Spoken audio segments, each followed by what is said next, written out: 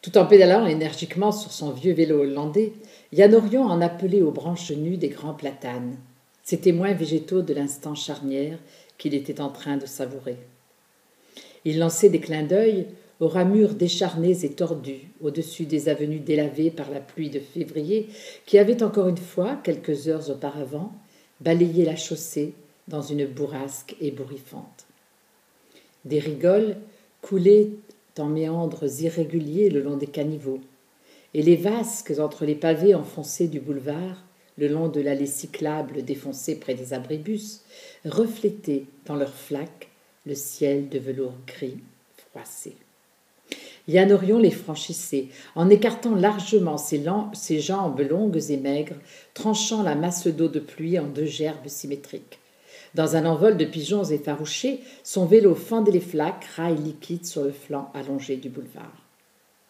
Il traversa la place d'Enfer Rochereau, luisante dans la lumière hivernale comme si des colonies d'escargots avaient labouré l'humidité de leurs masses oblongues. Le goudron paraissait lessivé et sillonné de bave.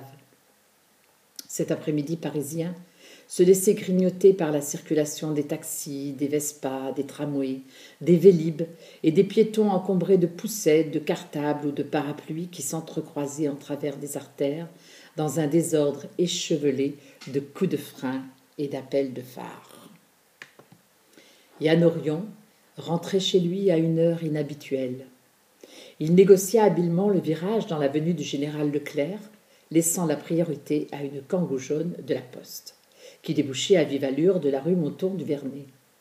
Il l'enfila jusqu'à l'avenue du Maine, d'où il s'élança vers la rue des Plantes. Yann ferma les yeux. Il sentait ses poumons dilatés dans sa poitrine. C'était l'hiver. Il était entre le bitume mouillé de Paris et le ciel immense et gris au-dessus des toits délavés. La selle de sa bicyclette appuyée solidement sur l'entrejambe de son pantalon, sans tourmenter la cicatrice qui se réveillait parfois près de son coccyx. Le pédalier roulait sereinement dans le grincement étouffé de la chaîne qu'il avait huilée la veille. Il longea la rue de la Sablière jusqu'à la place Flora Tristan, où les tables et les chaises métalliques des cafés étaient remisées depuis la chute des dernières feuilles d'automne, sous une lourde enveloppe bâchée. Les planches en bois des bancs du petit jardin triangulaire semblaient geindre comme de molles éponges urbaines en attendant des jours meilleurs pour inviter les flâneurs à la pause. Il ralentit pour traverser la rue Didot et donna un coup de sonnette en franchissant le bateau sur le trottoir opposé. Une fillette, dont les coins de châtain émergeaient d'une épaisse doudoune, en pleine conversation avec sa camarade Boulotte et Hilard, occupait toute la largeur du trottoir, laissant son labrador chocolat entortiller sa laisse élastique autour du panneau d'interdiction de stationner.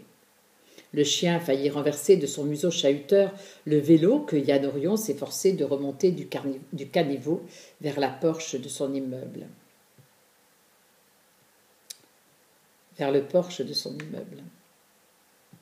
Les gamines interrompirent leur échange pour s'excuser en bredouillant. La petite Boulotte rembobina tant bien que mal la laisse du gros chien qui tirait de tout son poids vers la porte d'un resto japonais, dont le cuistot, les bras encombrés de cartons, s'efforçait de relever le store pour mettre en route le service du soir. Les gamines reprirent de plus belle leur conversation et furent vite emportées loin des contingences du quartier. Yann Orion stabilisa son vélo dans un équilibre précaire pour aider le cuistot à soulever le rideau métallique, puis, le rattrapant de justesse, composa finalement, machinalement, le code de sa porte d'entrée, dont il poussa le groom d'un coup d'épaule. Il dirigea avec précaution sa bécane le long du couloir étréci par le panneau des boîtes aux lettres jusqu'à la cour de l'immeuble, où il la parqua à côté d'une dizaine de vélos, tricycles, trottinettes et panières à provisions de ses voisins. Il composa le code de l'antivol, vérifia qu'il était emmanché entre le cadre et la roue, dégagea du panier d'osier fixé au guidon la boîte de chocolat et 2 paquets cadeaux dans leur emballage de papier de soie. Jeta un coup d'œil circulaire sur cette courette qu'il traversait depuis des décennies, puis leva le nez vers le carré de ciel où de gros cumulus moutonnaient confortablement. Il ne lui restait qu'à grimper 4 à 4 jusqu'au dernier étage où l'attendait son appartement pour enfin considérer les nouveaux lendemains. Il ralentit, essoufflé, en éteignant les marches du 5e pour tâtonner vers le trousseau de clés qui déformait la poche de son blouson de cuivre. Yann Orion marqua le pas. La porte s'encadrait comme d'habitude dans le chambranle bordeaux du palier. Son paillasson épluché par des pelletées de semelles lui adressait l'éternel message de bienvenue entre les poils décolorés du crin. Il entra et claqua le battant derrière lui. Guevara, son charroux, sentinelle sur la commode du vestibule, s'étonnait de le voir rentrer au cœur de l'après-midi. Yann lui taquina la tête, balaya l'échine qui s'arrondissait de contentement avant de s'affaler sur le divan. C'était donc arrivé. Il n'irait plus jamais au boulot. Après plus de 3 décennies de labeur régulier, il avait accepté la pré-retraite que sa boîte lui proposait au milieu de la cinquantaine.